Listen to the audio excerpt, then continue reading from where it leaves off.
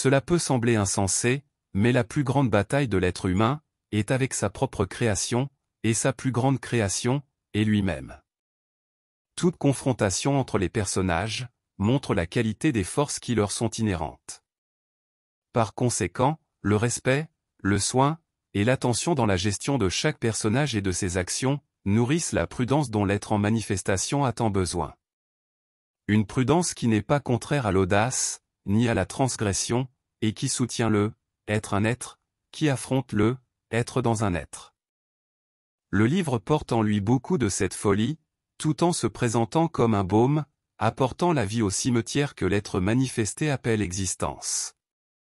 Pour l'accident que représente la vie en manifestation, la vision de son environnement ne diffère pas de la vision enchanteresse que les vers ont des excréments, ou que les insectes ont des porcheries. La pollution, qui produit de magnifiques images de lever ou coucher de soleil, reflète la contamination que l'être humain génère en lui-même. Tout comme les vers et les insectes, l'être privilégie la vision trompeuse d'une fausse beauté extérieure, ignorant la présence flagrante des polluants neuronaux. Mais, les vers et les insectes adorent leur monde. D'ailleurs, parmi les concepts qui impliquent la folie, on distingue l'habitude de classer ceux qui agissent, ou pensent différemment de ce que l'être en manifestation définit comme la normalité. La vision d'une relation entre deux êtres associés, basée sur le don en tant que prémisse, devient quelque chose d'inacceptable pour la prétendue santé mentale. Cette prémisse crée un champ si fertile qu'elle permet à un semi capable de transformer deux en un. Le problème initial et commun des opposés se transforme en l'expansion d'un être unique, vivant dans un être unique, étant un seul être à travers la symbiose parfaite dans laquelle il n'y a pas de dirigeant. La conscience éveillée et le non-appartenance émergent donnent accès à des lieux jusque-là inexplorés. Chaque corps agit et réagit en plénitude, et l'être se perçoit comme complet. Cette association est un chemin où la sagesse coule naturellement. L'abandon de l'un dans l'autre ne représente pas la renonciation de l'être, mais plutôt le renforcement de l'être sur la voie de l'unité. L'ignorance, cependant, accompagne la manifestation de l'être, et entre l'ignorance et la connaissance, se trouve la foi. La sagesse n'accompagne pas la foi, mais conduit à la connaissance. Celui qui agit uniquement sous l'impulsion de la foi, tend à l'erreur et au risque. Il semble insensé de conseiller de ne pas croire.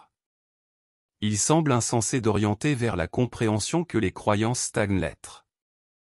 Mais ce qui est offert, en opposition aux croyances, ce sont des actions basées sur la connaissance, et donc indiscutables et inquestionnables. C'est pourquoi la capacité de lecture ne cessera jamais d'exister en l'être. L'exercice fréquent de cette aptitude développe une musculature si sage et subtile, qu'elle devient intouchable par sa propre consistance. Il faut comprendre ce que signifie lire. Pour toucher l'univers, l'être doit savoir lire cet univers. L'habitude construit une musculature plus dense, plus subtile, ou plus perméable à chaque monde.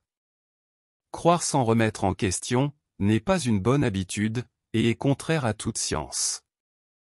Au fil de ce chemin, on apprend que l'être doit s'observer lui-même, dans ses absorptions et ses corruptions.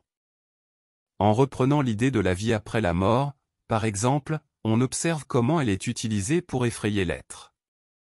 L'intention est de l'obliger à se comporter selon les règles, où le bon comportement sera récompensé, tandis que le mauvais comportement sera soumis aux châtiments les plus divers, proportionnels à la gravité de la faute. Il semble que l'être accepte cette idée, et soumette sa liberté aux commandements qui y sont attachés. Or, la perception claire du phénomène des regrets, notamment dans la vieillesse, génère parallèlement des réflexions sur les actions entreprises, ainsi que sur ce qui a été accompli et ce qui a été omis.